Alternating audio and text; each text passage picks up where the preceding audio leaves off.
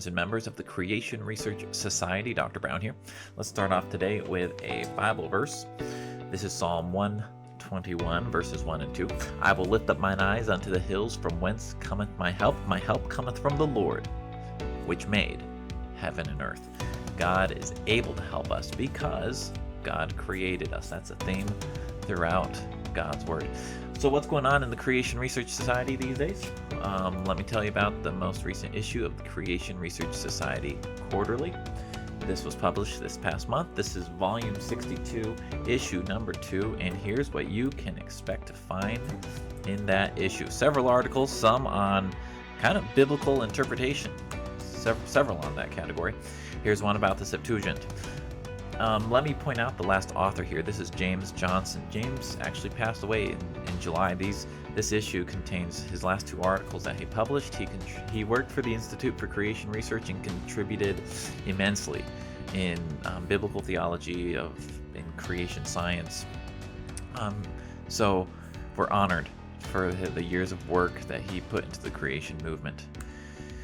Asteroids, TNOs, those are trans-Neptunian objects, and olivine.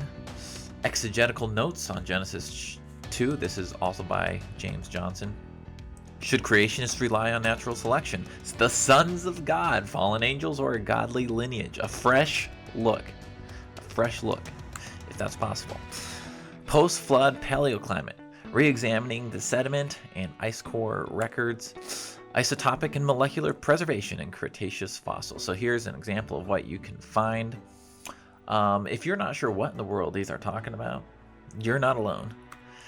They are technical articles, but we have started to include a simple summary. This is AI generated, and they do a pretty good job. Simple summary that puts the main points of the article down at just like a high school reading level, so you can quickly jump in and say, okay, this is what this article is about.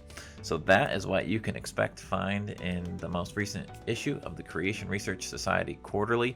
You have to be a member to access the most recent issues. I will though post a link for the archive. That archive is open to all. It's publicly available, and so you can peruse 62 years worth of creation research. Check it out.